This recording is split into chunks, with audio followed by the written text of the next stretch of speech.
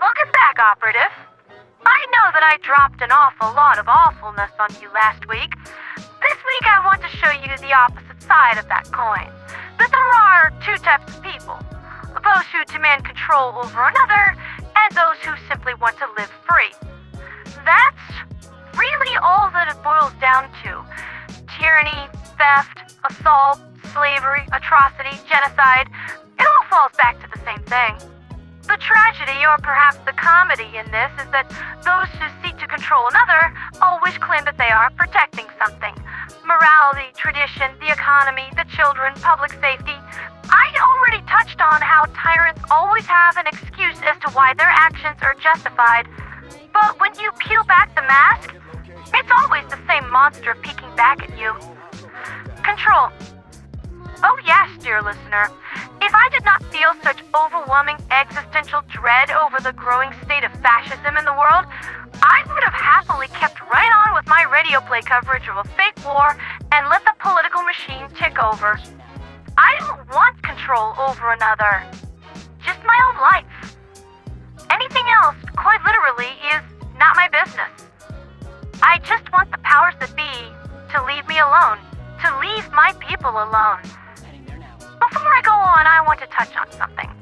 What is fascism? I mean, how can one hope to fight something that you don't understand? Various scholars have fiercely debated such a concept because the way of the tyrant is shifty and slippery. There really isn't a level that they won't sink to or a method that they won't resort to, so no two fascists look or operate alike. I do, however, think that we can boil it down to 7 key traits. Authoritarian power, ultranationalism to the point of embracing myth as fact, scapegoating and exclusion, militarization and violence, control of society, fusion of state and corporate power, and the cult of the leader. I should also mention that this video segment is more of a historical tone and is going to include mentions of Hitler, the Gestapo, Nazis, the Third Reich, torture, killings, and so on.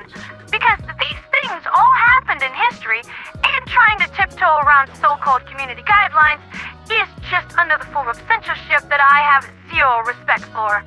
Another form of advanced control who wouldn't want me talking about their sordid nightlife. Now, since we're talking about XCOM here, and I'm trying to loop everything back around to that, obviously Advent shows signs of all 7 traits. To the point that not long after the fall of Earth, Advent banned all domestic and livestock-related animals. Now, why would they do that? Because now, Earth is dependent upon the food that the aliens are bringing in. You don't behave, you don't eat. I recall that Ukraine got the backhand of that kind of treatment once with Holodomor in the 30s. Just in case you don't think that it can happen here. Slava Ukraine, by the way. If those who seek to control how another lives butt up too hard against those who simply want to be free and not bothered by all of this nonsense, there will inevitably come a point where freedom lovers sigh, pick up a shovel or whatever is handy, and then march off to go deal with that. And I do believe that is what XCOM operatives represent. Those who have simply been pushed too far look at the tastes of the tyrant fascists and go, "Nuh-uh, not in my town, pal." Our history lesson begins, as so many do, in the stories of World War II. France just got bodied into the dirt, and an awful lot of people are learning what the word Vichy meant. Was a town in southern France where Marshal Philippe Pétain, I hope I'm pronouncing that name correctly, was setting up a new government. Allegedly free and autonomous, but if a German said jump, the Marshal better be getting some decent air if he knew what was good for him. It also meant those who chose collaboration and capitulation over resistance, trading liberty for obedience. But just as there were those demanding obedience and acquiescence, there were also those plotting their next move on how to run the ugly kids out of town. Enter Jean Moulin. My French listeners, all 3 of you, probably just cheered when I mentioned that name, but might be looking at me disdainfully for my pronunciation. To everybody else, they're probably asking, who the heck is that? The man who would go on to become the face of the French resistance. At this early stage in his life, he was a humble civil servant, but noted for his political moderation and administrative skill. Basically, dude was good at his job. So, when the Germans blew through what remained of town, demanding that he sign a fake document blaming Senegalese colonial troops for atrocities against civilians, Mr. Moulin told them to go pound sand.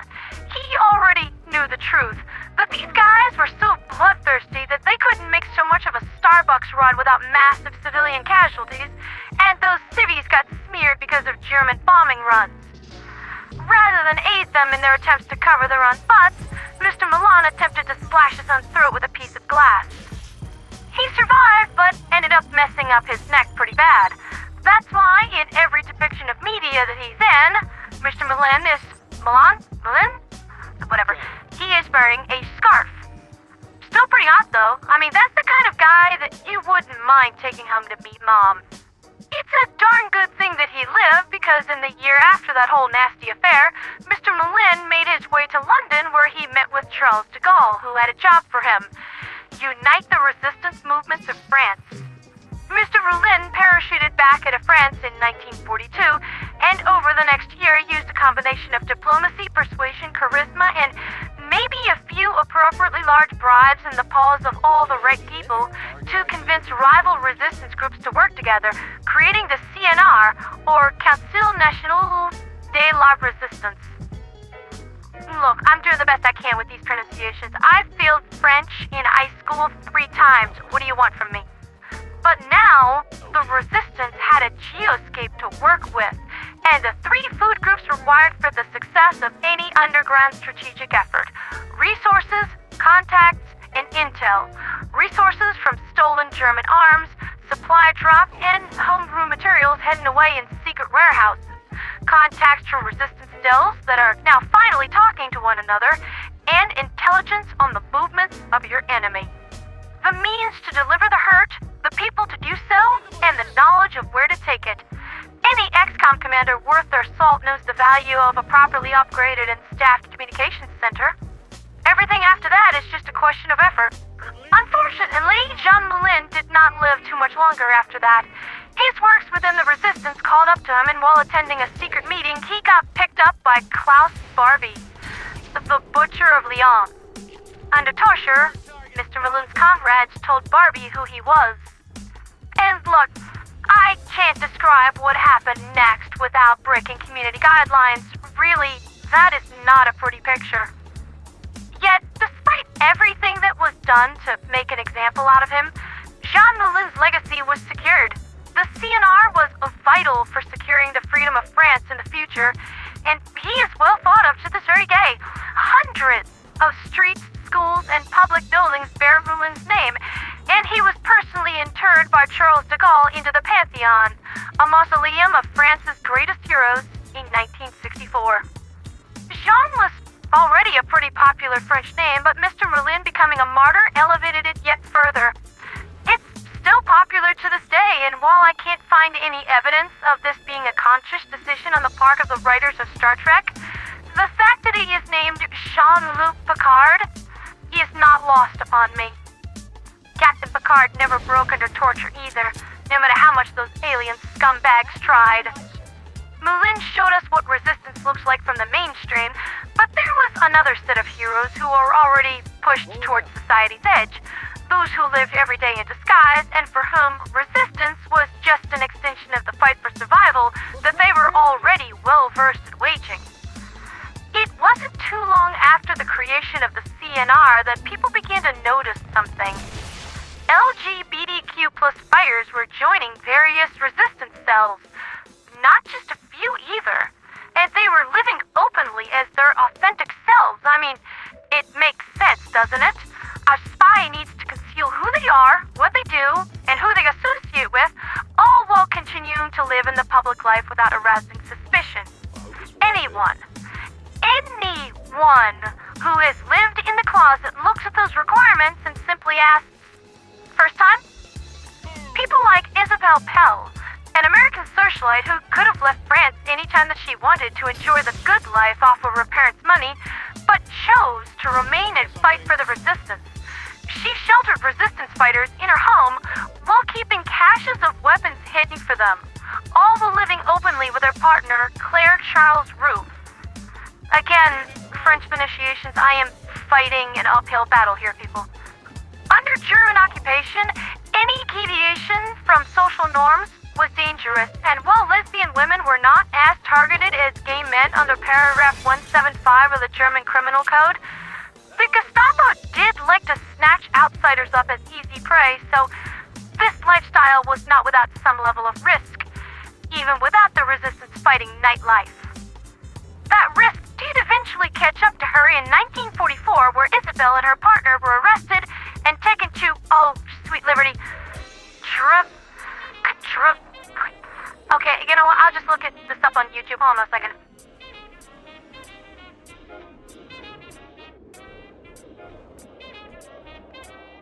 Draguignan.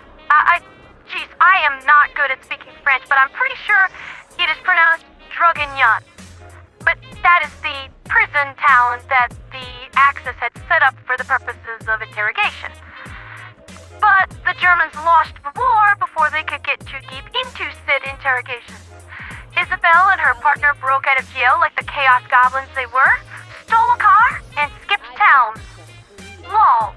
Lamau even. Then you have people like William Arondeus, a member of the Dutch resistance and an openly gay man during his life, which was very rare for the time. It's sort of similar as living as openly trans now.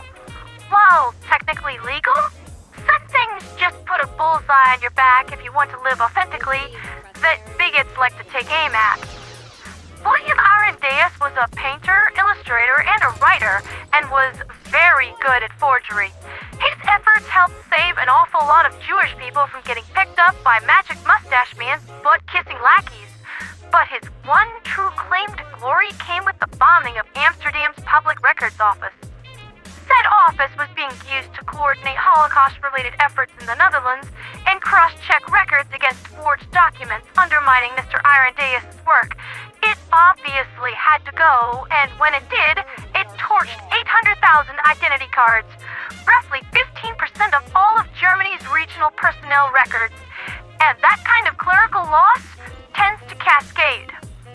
Dude saved an awful lot of lives with that move. Unfortunately, he couldn't save his own. Mr. Arondeus got picked up in the investigation after the bombing and by firing squad on July 1st, 1943. His final words? Tell the people that homosexuals are not cowards. Absolute Giga Chad to the bitter end. Speaking of members of the Giga Chad Club, I have one last story from the clear resistance to tell before I wrap this history lesson up, and that is the tale of Gad Beck. Born half Jewish, his mother being Christian, this confused the Germans enough that he was allowed to stay in Berlin. Though that kind of thing still probably was not a great idea.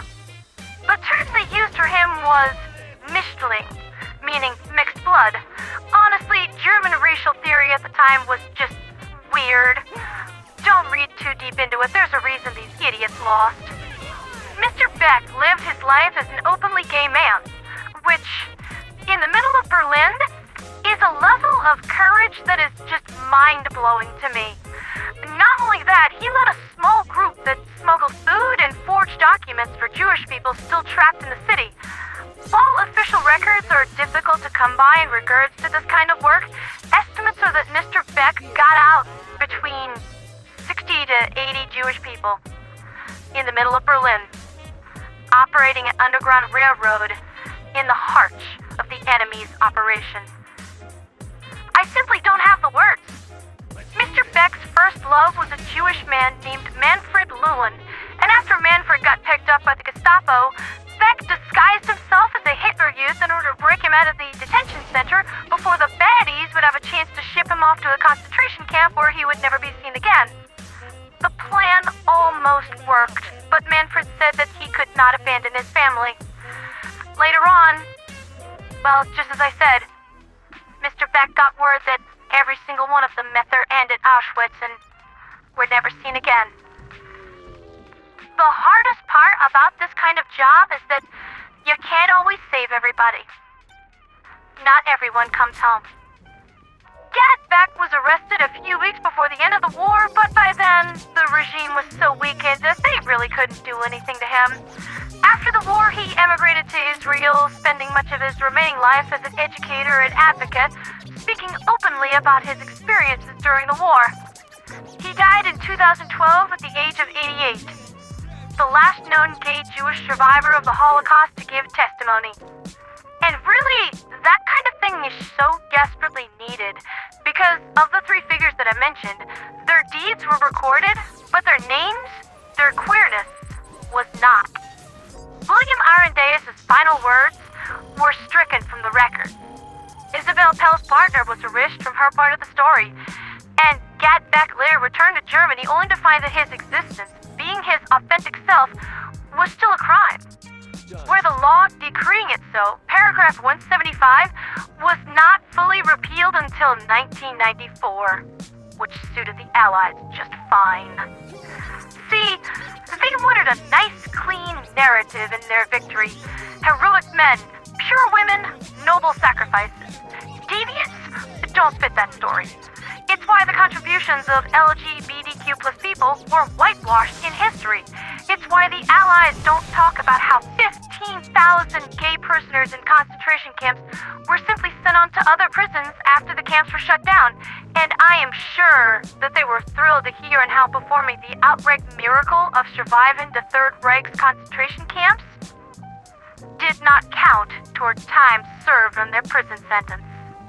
It's the same system that demanded that Alan Turing, the man who cracked the Enigma code, undergo chemical castration as punishment for his homosexuality after the war, and was treated so badly that continuing on with the burden of life was simply too much for him, and he ended it. Mr. Turing was not pardoned until 2013. Newsflash, dear listeners, posthumous pardons don't actually do anything. They're just a method of making the powers that be feel better about themselves. They aren't sorry for what they did. They're sorry that they got caught doing it. This is why we have adopted the pink triangle as part of our flag. Because for some of us, the war never ended. That there's no signs of a cessation of hostilities out there. The forces of tyranny are still trying to erase us. From the lavender scare, to Stonewall, to the AIDS epidemic, to conversion therapy, to don't ask, don't tell, don't say gay, protect kids, not pronouns, protect women's spaces, facts don't care about your feelings, stop woke gender ideology, she stands for they, them, he stands for you, and on and on and on and on. They call it the post-war period, the glorious years, the golden age of capitalism. All that I see are the powers that be continuing on with the same tactics of erasure that we just survived. Just that they hide their intent a little bit better. People who just want us erased because they need a few more bodies, a few more crushed souls, a little more cruelty, and the road to their perfect global utopia will finally be open. But despite my tone, I'm not angry. I'm really just tired. Tired of how every time that I look at the news, that there is some new law trying to remove me from the internet, to take my voice away, to make me not exist. I'm a helldiver. I'm an XCOM operative. I would do anything to help my friends and spare a stranger suffering.